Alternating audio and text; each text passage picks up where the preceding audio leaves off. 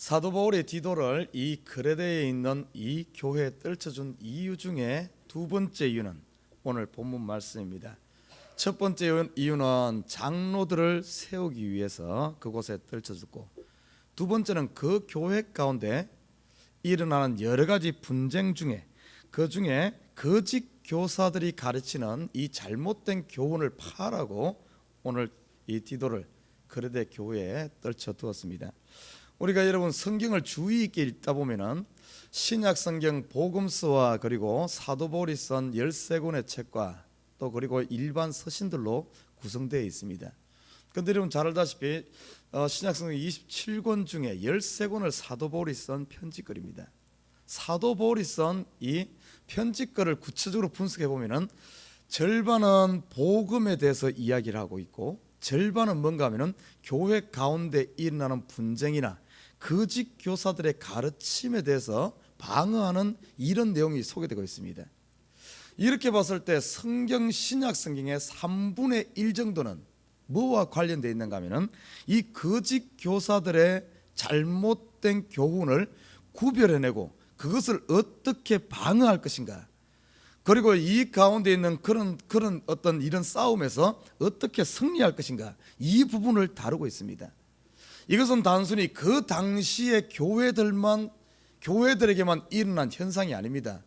지금 이 시대 오고 가는 모든 시대에 있어 이 교회가 해야 될 일 중에 하나가, 우리 성도들이 주의 있게 해야 될 일 중에 하나가 뭔가 하면은 복음을 듣고 복음을 실천하는 일도 중요하지만은 잘못된 교훈을 방어해내고 우리 가운데 있는 이런 잘못된 어떤 이 가라지들을 뽑아내는, 내 자신을 쉽게 말해서 정리하는 이 일이 상당히 중요하다는 사실입니다.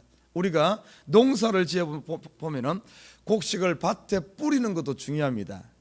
밭을 갈고 곡식을 뿌리는 것도 중요하지만은 곡식 뿌려놨다고 해서 전부 가을에 추수를 하느냐? 그러지 않아요. 관리하지 않으면은 전혀 추수할 수 없습니다. 전혀 추수가 되지 않아요. 추수가 할 수 있는 유일한 작물 중에 몇 가지가 있는데, 첫 번째는 뭔가 하면 메밀입니다. 메밀은 뿌려놓고 관리하지 않아도 가을에 추수할 것이 있어요. 또 한 가지가 있는데 옥수수입니다. 옥수수도 그냥 뿌려놓으면은 그것을 중간에 관리하지 않아도 열매가 맺힙니다. 그러나 다른 작물들은 관리하지 않으면은 오히려 잡초에 덮여가지고 전혀 어떻게 보면은 하나도 수확할 수가 없어요. 여러분 우리 자신도 그렇습니다. 우리가 복음만 뿌려놨다고 많은 사람들, 그러면 나는 200명 전도했어, 300명 전도했어, 500명 전도했어 하는데 과연 그것이 정말 전도일까? 그냥 뿌려놨다고 해서 그것이 다 열매 맺혔을까? 천만의 말씀입니다. 그러지 않아요. 뿌려놨다고 해서 10이면 10, 100이면 100, 그 사람들 관리하고 교회까지 이끌어서 양육해서 스스로 설 수 있는 제자의 단계까지, 다시 말해 받는 단계가 아니라 내가 이제는 나누어 줄 수 있는 단계, 제자의 단계, 정인의 단계까지 우리가 가지 않으면은, 그 100이면 100 보십시오. 내가 그 사람 교회 데려다 놨어. 관리하지 않으면은 3년 후에 5년 후에 가봐요. 다 한 명도 남아있지 않지.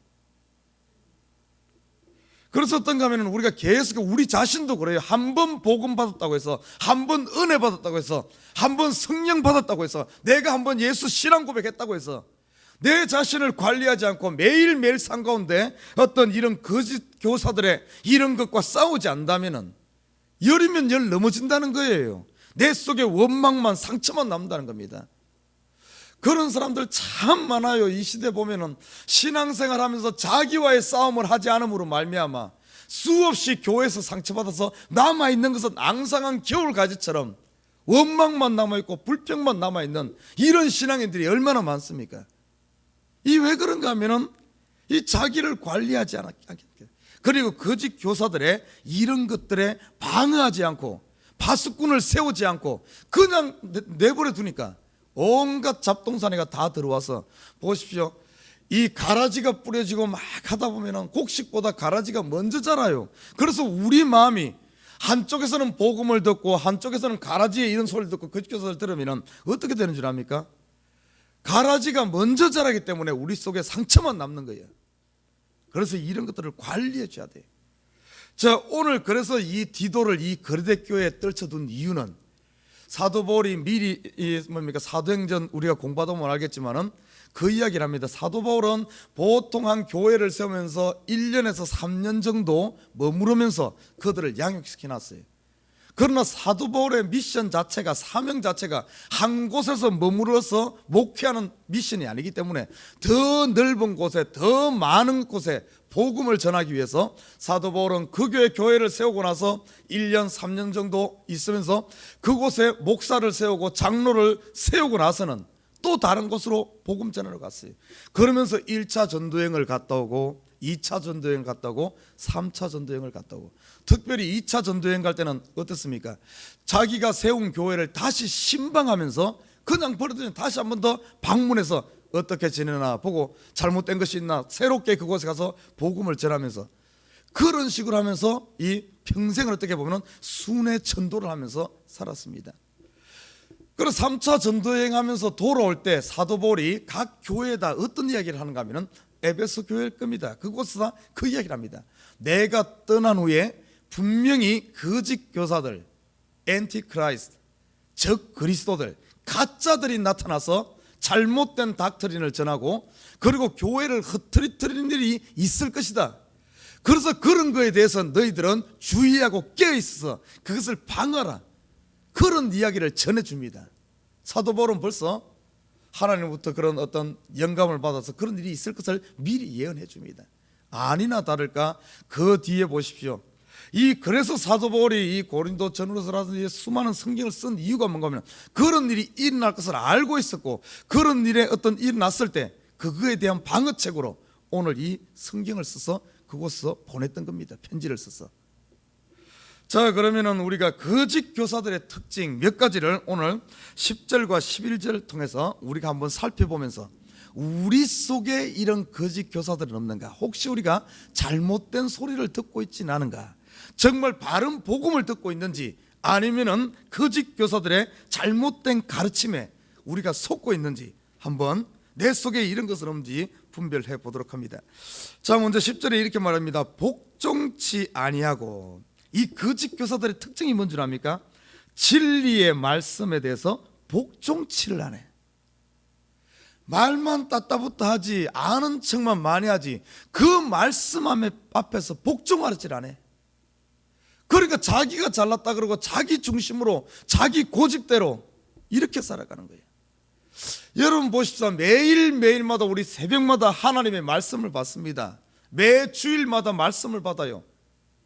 그리고 여러분 성경을 읽으면서 하나님의 말씀을 받습니다.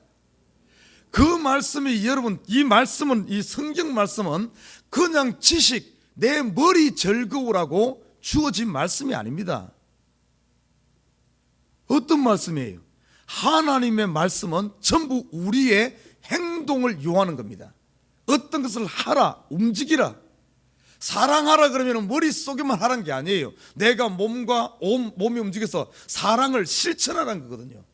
그래서 하나님의 말씀은 지식으로 남아버리면 안 됩니다. 하나님의 모든 말씀은 십계명도 보십시오. 가장 기본적인 게 십계명 아닙니까? 그 전에 계명이 뭔가 하면은 에덴 동산에서 선악과를 따먹지 마라. 그거 지식 가지고 있으라는 것도 아니거든요. 따먹지 마라는 이 말 속에는 어떤가 하면 적극적으로 너를 유혹하는 세력이 있을 것이고 네가 저것이 먹고 싶을 것이고 계속해서 보면 볼수록 자꾸 끌릴 것이고 네 입에 침이 흐를 것이고 그렇게 될 텐데 그거에 대해서 네가 적극적으로 방하라. 지식으로만 알고 있지 말고 방하라, 이런 의미거든요.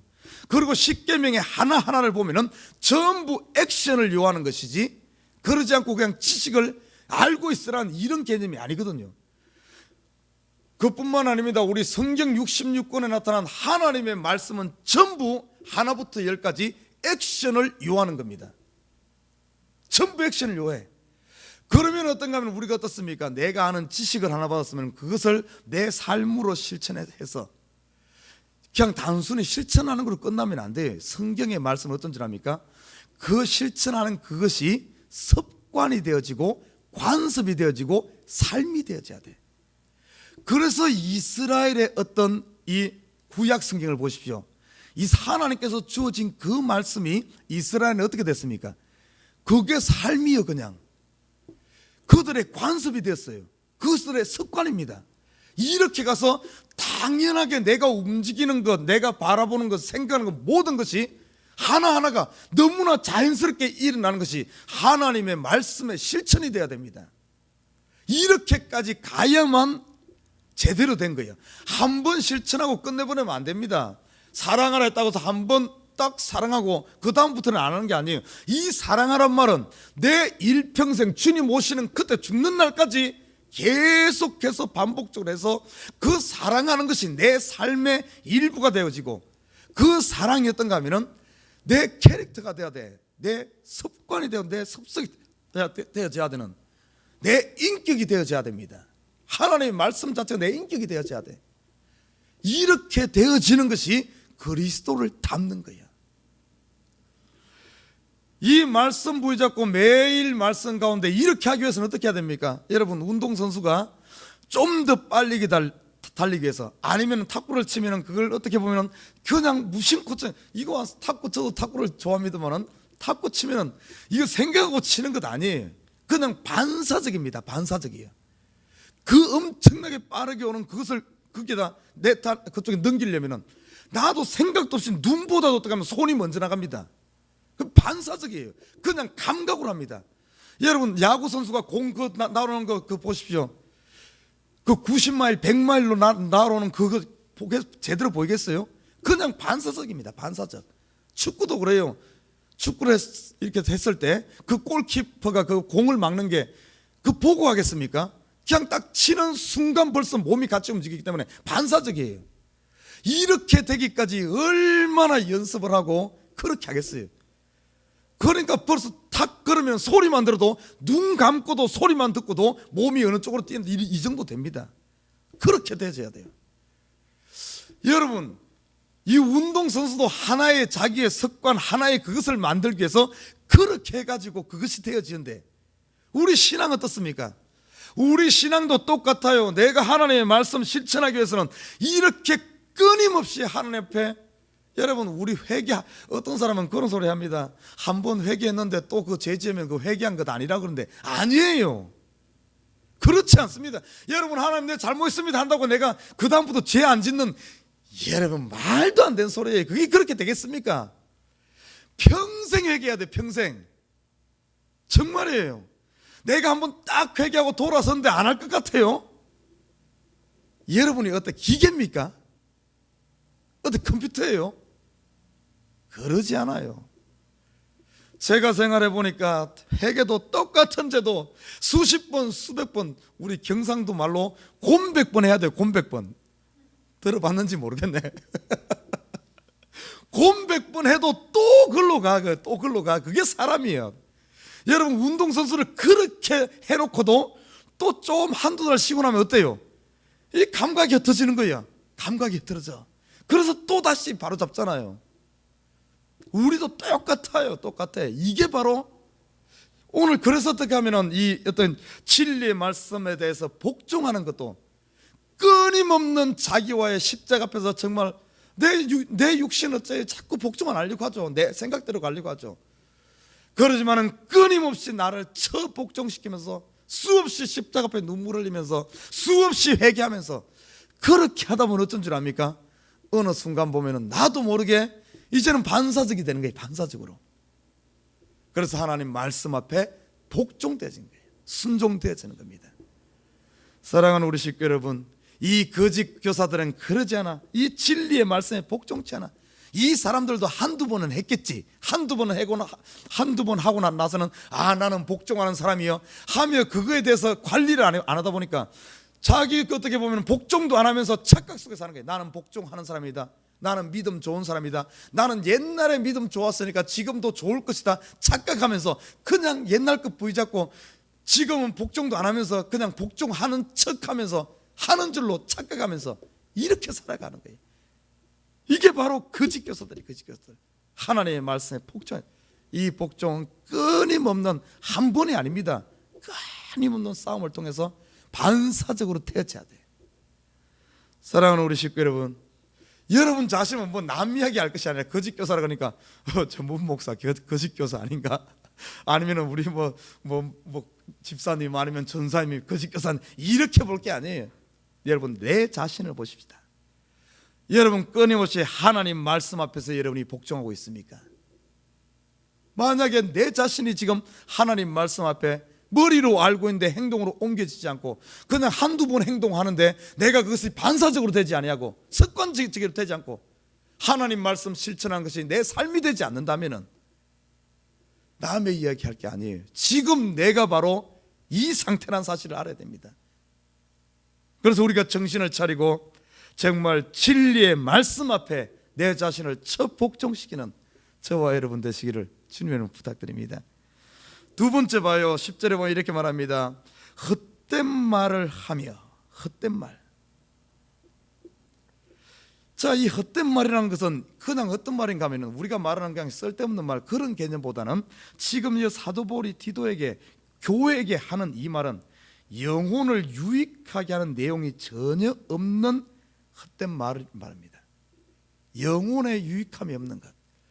여기서 말하는 미혹하는 것을 말해요. 미혹하는 것.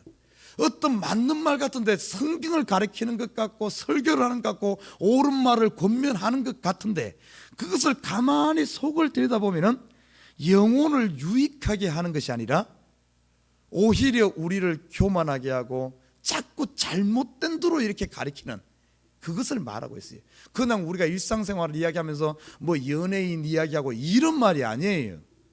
뭐 어떤 뭐 필요 없는 막 이런 어떤 막 잡담하는 이런 이야기가 아니라 뭔가 가르치기는 가르치는데 뭔가 막 하는데 속을 들여다보면 영혼에는 전혀 도움되지 않고 그런 말 얼마나 많은지 몰라요. 여러분 이 시대 설교 가운데서 그런 말 참 많습니다.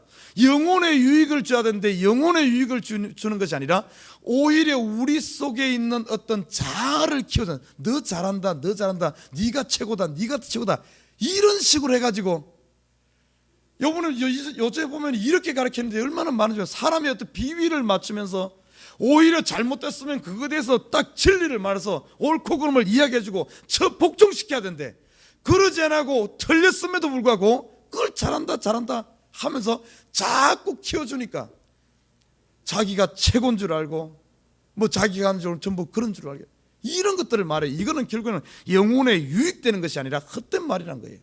맞는 말 같은데 헛된 말이에요. 그래서 우리가 남을 교훈할 때는 내 생각으로 하지 말고 가능하면 하나님의 말씀을 가지고 해야 돼. 하나님의 말씀. 하나님의 말씀이 아닌 내 생각과 내가 경험 내 것을 가지고 자꾸 하다 보면 그것이 임시는 그 사람을 위로하는 것 같은데 결국에는 내 사상과 내 생각을 주입하는 것밖에 되지 않아요. 그래서 이런 것들 조심해야 됩니다. 이런 것들 의외로 이런 것들 많아요. 그래서 보면은 지금 이 시대 보면은 많은 책들이 그렇습니다. 지금 책의 홍수 속에 살고 있어요. 정보의 홍수 속입니다. 여러분 요즘은 뭐 인터넷 발달됐죠. 구글 해가지고 구글 검색창에 가가지고 단어 하나만 딱 치면은 수백 개, 수천 개, 수만 개의 글들이 올라옵니다. 이 시대 서점 가보십시오. 얼마나 많은 이런 것들이 많은지 몰라. 그러나 그 말 중에 정말 내 영혼에 유익되는 것이 과연 얼마나 있을까? 참으로 우리 자신이 이 시대일수록 이런 것들에 대한 분별력을 가지지 않으면 나도 모르게 많이 안다고 생각하고 내가 신앙생활 잘한다고 생각하고 하나님 뜻이라고 생각했는데 알고 보면 틀어보면 아무것도 남는 것이 없는 오히려 나를 혼란에 빠뜨리는 이런 것들이 많다는 사실. 그래서 우리가 이런 것에 대해서 잘 분별해야 돼. 지금 이건 다른 데 이야기하는 게 아니에요. 교회에게 이야기하는 겁니다. 지금 우리 믿는 성도들 그레데 교인들에게 디티도 보고 사도 바울이 이렇게 그 교회 가운데 이런 거짓 교사들이 많으니까 이런 것들을 네가 잘 구분해서 알곡들을 키우기 위해서 거짓들이 뭡니까 쭉정이들을 잘 가려내라 이런 의미에서 이야기하는 거예요. 나는 우리 성 그런데 참 묘하게도 이 헛된 말 이것이 어떻게 보면 더 듣기 좋습니다. 그게 더 맞는 것 같고 고개가 끄덕끄덕해져. 그게 문제예요. 항상 보면 가짜가 진짜 같아.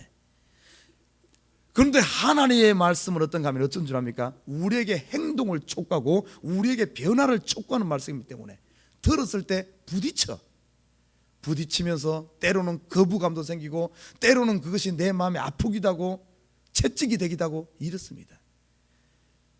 사람의 우리의 입이 어떻습니까? 우리의 혀가 단 것이 더 땡기죠, 그죠? 그리고 쓴 것은 뱉어내기 쉽습니다. 하나님의 말씀도 비슷하거든요. 여러분 이거 잘 분별해야 돼. 단 것만 쫓아가지 말고 진짜 우리 몸에 약이 되는 것은 쓴 것입니다. 하나님의 말씀이 부딪히고 쓸 때 그것을 뱉어내는 자가 아니라 그것을 마음에 새겨서 여러분 실천하고 훈련해서 하나님의 말씀이 내 삶의 방향이 되길 주님으로 부탁드립니다. 힘들지만은 이거 훈련해 놓으면은, 이거 잘 훈련해 놓으면은 나중에 가면은 하나님의 말씀이 쓴 것 같지만은 그것이 잘 훈련됐다면은 꼭 씹다 보면은 쓴 속에서 단맛이 나는 거예요. 쓴 속에서 나는 이 단맛은 그냥 설탕과 같이 갖다 주는 이 단맛과는 비교할 수 없습니다. 그 하나님 쓴 속에서 느끼는 이 단맛을 체험하고 나면은 세상에 이런 달콤한 것은 이건 단 것이 아니야. 그 맛을 봐야 돼. 그 맛을 보기까지 그냥 대체 우리 세상에서 말하면은 도가 터야 돼. 하나님 앞에 나를 처복종시켜서 완전히 그 하나님의 나를 내놓고 맛보는 그 평강, 나를 내놓고 맛보는 자유, 그 속에 들어가는 것이 우리 교회에서 추구하는 셋째 하늘의 비밀이 아닙니까? 그냥 되어지는 것 아니에요. 나는 우리 성도들이 거짓 교사들의 가르침을 쫓을 것이 아니라 이 참 하나님의 진리 안에 딱 들어가서 셋째 하늘에 거하는 이런 복을 누리시기를 주님을 부탁드립니다.